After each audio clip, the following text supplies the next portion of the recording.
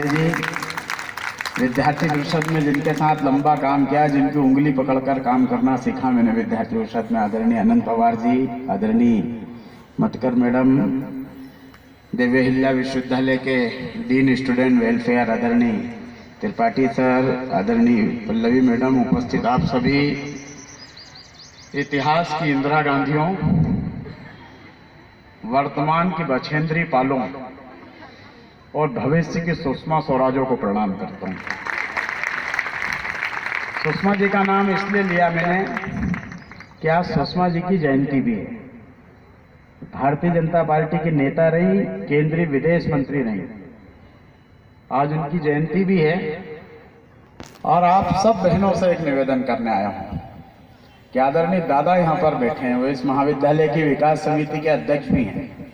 और ऐसा कहा जाता है कि कौन कहता है कि आकाश में पंछी उड़ा करते हैं, कौन कहता है कि आकाश में पंछी उड़ा करते हैं, वहां पंछी नहीं उनके हुनर उड़ा करते हैं। और जो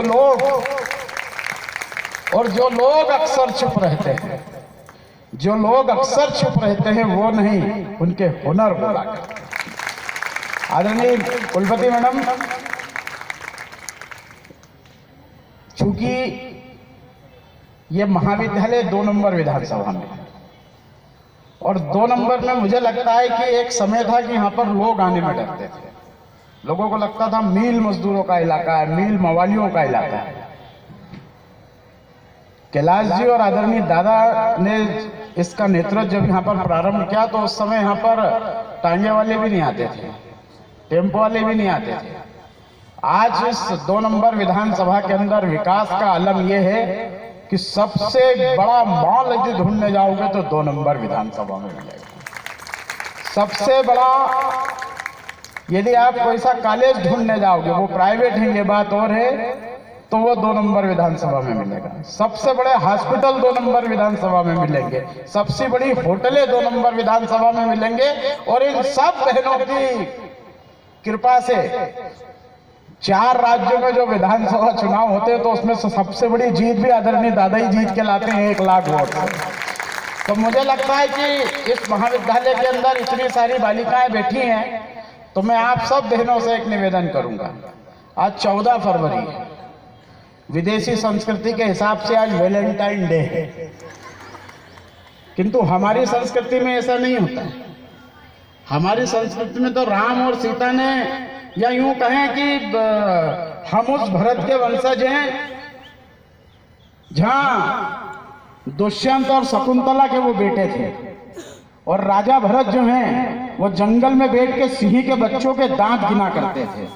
हम वो भरतवंशी संतानें हैं। और आप सब जो बेटियां यहाँ पर बैठी हैं, आप सबको देख के ऐसा लग रहा है कि आप सब में क्षमाशील, दया, त्याग, तप, धर्म, सत्य, न्याय, सहिष्णुता, स्वभाव, चरित्र, राष्ट्रीयता, एकता और धर्मनिरपेक्षता, ये सारे गुण आप सब बेटियों में। तो मेरा आप सब बेटियों से एक निवेदन है कि इस देश के अंदर यदि आप ज्ञान की देवी ढूंढने जाओगे तो माँ सरस्वती, बल की देवी ढूंढने जाओगे तो माँ दुर्गा, अन्न की देवी ढूंढने जाओगे तो माँ अन्नपूर्णा। तो हमारे यहाँ महिलाओं को हमेशा प्रथम पायदान पे रखा गया है। और हमारी यूनिवर्सिटी माँ अहिल्या के नाम पर है। माँ अहिल्या वो शख्सियत है पूरे विश्व के अंदर, पूरे देश के अंदर यदि आप कहीं भी जाओगे, बनारस को घाटों का शहर बोला जाता है, और उस बनारस में सबसे बड़ा घाट कोई सा है तो माँ अहिल्या घाट। तो माँ अहिल्या ने अपने हाथ में शिवलिंग लेकर जो धर्म की स्थापना पूरे देश में की है, मुझे लगता है कि देवी अहिल्या विश्वविद्यालय की हमारी कुलपति मैडम भी बड़ी न्यायप्रिय हैं। उनके पास आप कैसा भी विषय लेकर जाओ, वो उसमें न्याय संगत निर्णय जरूर करती हैं। तो मैं चाहूंगा कि हमारे दोनों अतिथि आदरणीय मैडम और दादा के लिए आप दोनों हाथ खड़े करके जरा ताली बजाइए। और ये इतनी सारी बेटियों ने दादा जब ताली बजा दी है ना, तो इन सबका ही आशीर्वाद हो गया है। क्योंकि हमारे यहाँ हम ये नहीं बोलते कि राम सीता की जय, हम ये नहीं बोलते कि कृष्ण राधा की जय, हम ये भी नहीं बोलते कि शंकर उमा की जय हो, हमारे यहाँ महिलाओं को प्रथम पायदान पर रखा गया है, इसलिए हम कहते हैं राधे राधे, सीताराम, उमा शंकर। और ये भारत एक पुल्लिंग शब्द है बेटे, भारत एक पुल्लिंग शब्द है ना। ये इस देश की संस्कृति है कि भारत एक पुल्लिंग है, किंतु उसके पीछे हम माता लगाते हैं। हम कहते हैं भारत माता की जय। कभी आपने सुना अमेरिका माता की जय, जापान माता की जय, चीन माता की जय, चेकोस्लोवाकिया माता की जय, सुना क्या? किंतु हम कहते हैं भारत माता की जय, क्योंकि हम नदियों को मां मानते हैं, हम पर्वत पूजते हैं, हम पहाड़ पूजते हैं, हम जो 5 पेड़ पूजते हैं हमारी संस्कृति के अनुसार, आज विज्ञान कह रहा है कि उन 5 पेड़ 24 घंटे ऑक्सीजन छोड़ते हैं। यह हमारी संस्कृति है। इसलिए आप सब बहनों से निवेदन करने आया हूं। और आज अभी मुझे चंदूराव सिंधे जी बता रहे थे कि यहाँ पर बहुत सारी स्पोर्ट्स की भी कंपटीशन हुई, उन सब के लिए भी पुरस्कार की व्यवस्था आदरणीय दादा ने की है। आपकी सांस्कृतिक गतिविधियों में भी जो प्रथम बच्चे आए हैं, जो पुरस्कृत होने वाले हैं, उनके लिए भी आदरणीय दादा ने पुरस्कार की व्यवस्था की है। और आदरणीय कुलपति मैडम, हमारे दादा ने शादी नहीं की है, और इस विधानसभा में ऐसा कोई सा भी त्योहार नहीं है जो दादा नहीं मनाते। आप नवरात्रि देखोगे तो इंदौर की सबसे बड़ी नवरात्रि आदरणीय रमेश जी के नेतृत्व में मनती कि नहीं मनती? इंदौर का क्या कहूँ, मध्य प्रदेश का सबसे बड़ा गणेश उत्सव रमेश जी कराते हैं कि नहीं कराते हैं? कराते हैं। हरतालिका तीज का भी सबसे बड़ा कार्यक्रम यही होता है। और बच्चों को पिकनिक पर भी ले जाने का, यहाँ के सरकारी स्कूल के बच्चे भी और कॉलेज के बच्चों को भी बड़े बड़े वाटर पार्क में ले जाने का काम भी रमेश जी करते हैं कि नहीं करते हैं? ऐसा कोई सा त्योहार नहीं मैडम, भले वो एकम हो, दूज हो, आकातीज हो, गणेश चतुर्थी हो, ऋषि पंचमी हो, हलछठमी हो, शिला सप्तमी हो, दुर्गाष्टमी हो, रामनवमी हो, दशहरा हो, डोल 11, बज 12, धनतेरस, अनंत 14, अमावस, पूनम, दिवाली, सारे त्योहार दादा मनाते हैं ना। केवल एक ही त्योहार नहीं मनाते, बस करवा चौथ का। और दादा के बारे में ऐसा कहा जाता है कि औरत है ना बच्चा, आदमी एकदम सच्चा। बोलते हैं कि नहीं बोलते हैं? तो बजाओ ताली उस बात पे। और आप सब बहनों से एक निवेदन करने आया हूं कि जो अपने दादा है ना, वो इस विधानसभा को अपना परिवार मानते हैं। इस विधानसभा के अंदर कोई सुख आ जाए, दुख आ जाए, आप आधी रात को दादा के घर पे चले जाओ, घर में कुंडी नहीं है, कभी भी दरवाजा खोल दो। आधी रात को वही 24 घंटे जगते हैं। रात को 12-2 बजे के बाद तो संत महात्मा पुरुष ही आना चालू होते हैं। पता लगा वो 3-4 बजे तक आराम से भागवत जी सुना रहे हैं दादा को बिठा के।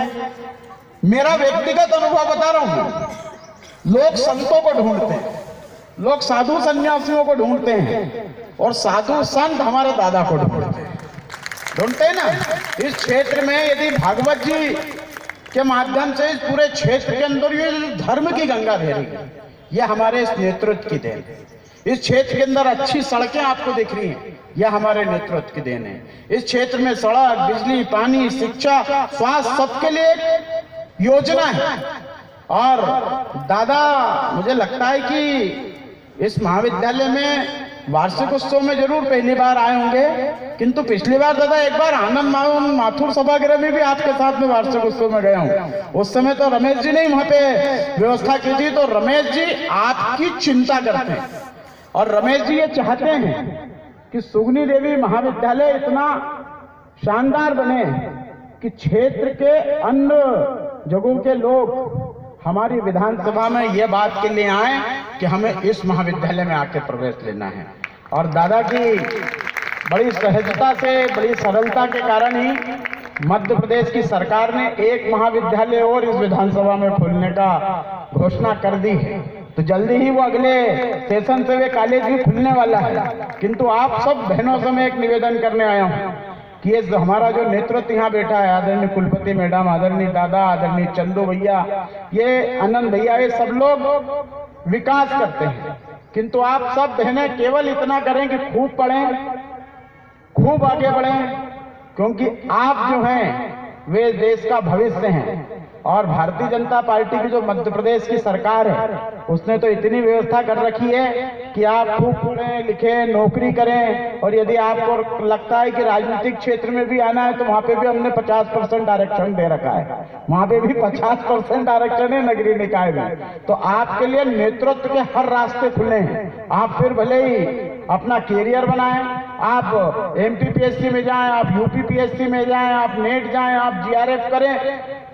इतनी सारी योजनाएं हैं, इतने सारे कोर्स वर्क हैं कि यदि आप सब तय कर लेंगे तो कोई बड़ी बात नहीं है कि आप में से कोई देवी अहिल्या विश्वविद्यालय का कुलपति सामने बैठा हो जो 10-20 साल बाद इस मंच पर देवी अहिल्या विश्वविद्यालय का कुलपति बन जाए। प्रतिभाओं की कमी इस इंदौर में नहीं है, और विशेषकर मील क्षेत्र में तो है ही नहीं, क्योंकि आप सब बहनों के लिए कैलाश जी, रमेश जी और चंदू भैया के रूप में आप सब लोगों के पास हैं। और इस पर सोने पे सुहागा ये कि हमारी रेणुका जैन मैडम ये आती हूँ उस एरिया से हैं जहाँ पर तानसेन और महारानी लक्ष्मीबाई का इलाका है, वो ग्वालियर जिला। महारानी लक्ष्मीबाई के इलाके से आती हैं मैडम। भले ही अपनों को लगता है कि मैडम कोमलता का सृजन, मधुरता की स्थापना, भावुकता की पहचान, कर्म की पाठशाला और बलिदान का हवन कुंड है, किंतु गुस्सा मत दिलाना त्रिपाठी जी, नहीं तो नाश्ता करते करते है ना किसी दिन तलवार लक्ष्मीबाई कभी भी निकाल लेती है, तो गुस्सा दिलाना मत। तो इसलिए आदरणीय कुलपति मैडम को प्रणाम करता हूँ, आप सब बहनों को प्रणाम करता हूँ, और आप सबसे पुनः यही आग्रह करूंगा, खूब पढ़ें, खूब आगे बढ़ें, इस देश का नाम रोशन करें, क्योंकि बेटियां हैं तो कल है। यही है ना, बेटी है तो कल है। एक समय था कि मध्य प्रदेश के अंदर 1000 पे 800 बेटियां पैदा होती थी, किंतु हमारी योजनाओं के कारण आज 1000 पे 956 बेटियां, पहले उन्हें गर्भ में ही मार दिया जाता था, किंतु अब लाडली लक्ष्मी और ऐसी अनेक प्रकार की योजनाएं जिसके कारण बेटियां आगे बढ़ रही हैं, शिक्षा में आगे बढ़ रही हैं, पढ़ाई में आगे बढ़ रही हैं, नौकरियों में आगे बढ़ रही हैं। और अभी तो पुलिस विभाग में भी 50% दे दिया है, शिवराज जी ने डंडा लेके फटकारते रहो इधर उधर। तो आप सब बहनों से मेरा निवेदन है, कुलपति मैडम को बताना चाहूंगा कि मैडम इस महाविद्यालय में पहले बाउंड्री वॉल नहीं था, तो रात को यहाँ शराबखोरी होती थी, यहाँ खूब नशा होता था। उसको भी दादा ने इनिशिएटिव लिया और उसके बाद यहाँ के एक एक नशाखोरों को यहाँ से खदेड़ने का काम किया। और इस महाविद्यालय से आप बाहर निकलेंगे तो आपको जीजाऊ का एक स्टेचू दिख रहा है ना, तो मेरा आप सब बहनों से निवेदन है, अपनी बात खत्म करने से पहले, जीजाऊ माँ शिवाजी की माँ थी, और जब शिवाजी उनके गर्भ में थे तो जो उनकी माता जी थी वे एकता कपूर के कान्हा के सीरियल नहीं देखती थी, वो घर पर, और ना वो नाटक देखती, वे उस समय महापुरुषों की वीर गाथाएं सुनती थी, वो उस समय रामायण पढ़ती थी, उस समय भागवत जी पढ़ती थी, क्योंकि उस समय मुगलों का बड़ा आतंक था। तो उनकी ये धारणा थी कि मेरा जो बेटा पैदा होना चाहिए वो वीर पैदा होना चाहिए। और जीजाऊ ने जो गर्भ धारण से लेके शिवाजी जब तक बड़े नहीं हो गए, जो उनकी शिक्षा दीक्षा और उनका पालन पोषण किया, तो वीर शिवाजी जो बने हैं वो माँ जीजाऊ के कारण बने हैं। इसलिए आप सब मेरी बहनों से निवेदन है कि जीजाऊ का जीवन चरित्र जरूर पढ़ें। आपने बुलाया, बोलने का मौका दिया, उसके लिए धन्यवाद। बोलिए भारत माता की जय, भारत माता की जय। जोरदार तालियां, इतने ऊर्जावान उद्बोधन के बाद जोरदार तालियां। मैं हमारे महाविद्यालय की विकास